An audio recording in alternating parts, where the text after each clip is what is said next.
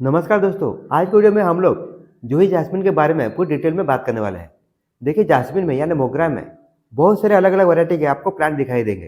देखिए, इसमें जो कुछ ऐसे वैरायटी होते हैं जो गर्मी के मौसम में यानी मार्च महीना जैसे ही स्टार्ट होता है उसमें फ्लावरिंग चालू हो जाती है। और कुछ जूही जैसे ऐसे भी प्लांट होते हैं वो सर्दी के मौसम में ही अपनी फ्लावरिंग देते हैं।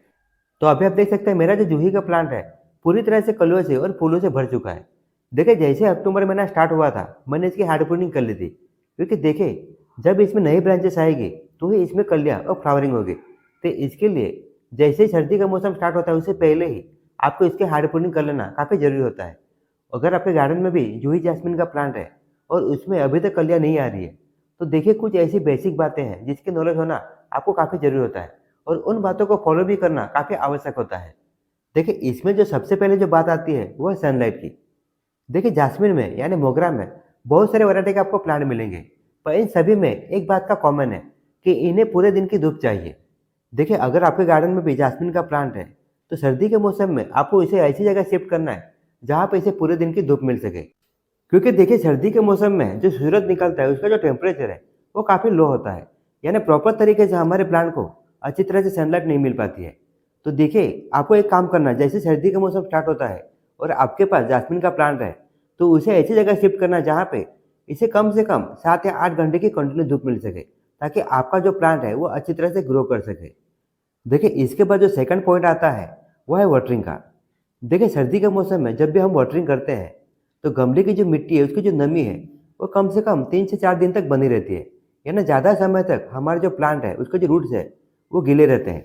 देखिए, इससे क्या होता है कि हमारे गमले की जो मिट्टी है इसमें काफ़ी सारे हार्मफुल बैक्टीरिया रेडी होते हैं जो हमारे प्लांट के लिए बहुत ही घातक होते हैं, और ये हमारे प्लांट को इसके जो रूट्स है उस पर अटैक करते रहते हैं, और इसके कारण आपका जो प्लांट है वो कमजोर भी हो सकता है या बाई चांस वो आपका प्लांट मर भी सकता है। तो इसके लिए आपको एक काम करना है, आपको जब भी वाटरिंग करना है तो पहले आपको उसके गमले की जो मिट्टी आपको चेक कर लेना है।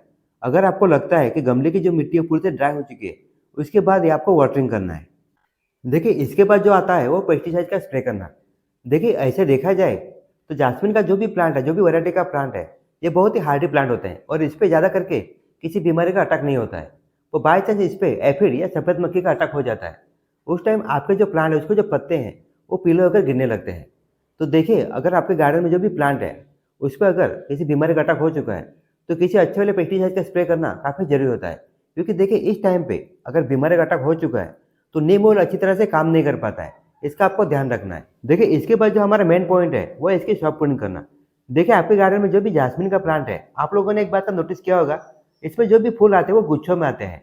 और देखिए, जो गुच्छे होते हैं वो एक ही साथ उसमें फ्लावरिंग नहीं होती है, उसमें एक साइड में कलियाँ बनती जाती है और एक साइड में उसकी फ्लावरिंग होती रहती है। तो देखिए, जिस गुच्छे में पूरी तरह से फ्लावरिंग हो चुकी है और उसमें एक भी कली नहीं है, तो उस गुच्छे को जैसे मैं आपको दिखा रहा हूँ इस तरह से कट करके बाहर निकाल देना है। क्योंकि देखिए, जब इसमें नई ब्रांचेस आएगी तो अपने साथ कलियाँ लेके आएंगे। तो देखिए, अगर आप इसकी सॉफ्ट प्रूनिंग नहीं करते हैं, यानी जो गुच्छे है जिसमें कलियाँ नहीं है उसको नहीं कट करेंगे, तो धीरे धीरे करके इसमें जो फ्लावरिंग है वो बंद हो जाएगी या फिर बहुत ही कम मात्रा में इसमें फ्लावरिंग होगी। तो देखिए, अगर आपको लगता है कि पूरे सर्दी के मौसम में आपका जो जास्मिन का प्लांट है पूरी तरह से कलियों से और फूलों से भरा रहे, तो इसकी सॉफ्ट प्रूनिंग करना काफ़ी ज़रूरी हो जाता है। अगला जो हमारा सबसे महत्वपूर्ण टॉपिक है वह है फर्टिलाइजर का। देखिए, आपके गार्डन में जो भी प्लांट है, फिर चाहे वो फलों वाले हो, फूलों वाले या सब्जी वाले प्लांट हो, उसकी न्यूट्रिशन की जो कमी है पूरी करने के लिए हर 15 से 20 दिन में उसको खाद देना काफ़ी जरूरी हो जाता है। तो देखिए, हमारा जो जूही जैस्मिन का प्लांट है उसमें जो पहला फर्टिलाइजर हम यूज करने वाले हैं वह है वर्मी कंपोस्ट। देखिए, वर्मी कंपोस्ट में काफ़ी ज़्यादा मात्रा में एनपीके की तो मात्रा है ही, तो इसी के साथ साथ इसमें भरपूर मात्रा में जो अदर न्यूट्रिशन है वो भी काफ़ी पाए जाते हैं। और इसी के साथ साथ इसमें कुछ ऐसे सूक्ष्म जीव होते हैं जो हमारे प्लांट के लिए बहुत ही आवश्यक होते हैं। तो आप देख सकते हैं मैंने एक प्लांट के लिए कम से कम 2 मूठ भर वर्मी कंपोस्ट का इस्तेमाल करने वाला हूँ। और देखिए, वर्मी कंपोस्ट का अगर हम लोग कंटिन्यू बेस में इस्तेमाल करते हैं तो गमले की जो मिट्टी है उसकी उर्वरक शक्ति है वो भी काफ़ी बढ़ जाती है। देखिए, इसके बाद जो हम अगला फर्टिलाइजर लेने वाले हैं वो है पोटाश। देखिए, आपके गार्डन में जो भी फूलों वाले प्लांट है उसमें ज़्यादा ज़्यादा कलियाँ लाने के लिए और कलियाँ से फूल पाने के लिए उस प्लांट को काफ़ी ज़्यादा मात्रा में पोटासियम की आवश्यकता होती है। और वो पोटासियम की जो कमी है पूरी करने के लिए हम पोटाश का इस्तेमाल करने वाले हैं। और एक प्लांट में आपको कम से कम आधे से 1 चम्मच इसका इस्तेमाल करना है। देखिए, अगर आप पोटाश का इस्तेमाल नहीं करना चाहते हैं तो इसकी जगह पे आप आलू के छिलके या केले के छिलकों का भी इस्तेमाल कर सकते हैं, क्योंकि इसमें भी काफ़ी ज़्यादा मात्रा में पोटासियम की मात्रा होती है। और इसी में हम जो नेक्स्ट चीज़ लेने वाले हैं वो है फंगिसाइड का पाउडर। देखिए सर्दी के मौसम में मैंने आपको स्टार्टिंग में बताया था, जब हम वाटरिंग करते हैं तो गमले की जो मिट्टी है वो कई दिनों तक गीली रहती है, और इसके कारण हमारे जो प्लांट उसके गमले की मिट्टी में कुछ ऐसे हार्मफुल बैक्टीरिया रेडी होते हैं जो हमारे प्लांट के लिए बहुत ही घातक होते हैं, और वो बैक्टीरिया या फिर कीड़े हमारे जो प्लांट है उसके जो रूट्स है उसे खराब कर देते हैं। तो देखिए सर्दी के मौसम में और बरसात के मौसम में आपका जो भी प्लांट है उसे 15 से 20 दिन में आपको फंगिसाइड पाउडर का अवश्य यूज करना चाहिए, या फिर नीम ऑयल या एलोवेरा का जो जेल है उसका भी आप इस्तेमाल कर सकते हैं, वो भी बहुत ही अच्छा काम करते हैं। तो अभी आप देख सकते हैं हमारा जो फर्टिलाइजर वो रेडी हो चुका है। देखिए जब भी आप फर्टिलाइजर देते हैं तो आपको एक बात का ध्यान रखना है, आपको फर्टिलाइजर हर 15 से 20 दिन में जब देते हैं तो आपको चेंज करते रहना है। क्योंकि देखिए मैंने पहले जो फर्टिलाइजर इस्तेमाल किया था वो वर्मी कंपोस्ट की जगह पे मैंने गोबर का खाद का इस्तेमाल किया था, और पोटास की जगह पे मैंने आलू के छिलकों का इस्तेमाल किया था, पर अभी मैंने चेंज कर लिया है। देखिए जैसे मैं आपको दिखा रहा हूँ इस तरह से आपको मिट्टी के ऊपर इसे अच्छी तरह से बिछा देना है, और जैसे दिखा रहा हूँ इस तरह से आपको नॉर्मल से गुड़ाई कर लेना है और आपको वाटरिंग कर लेना है।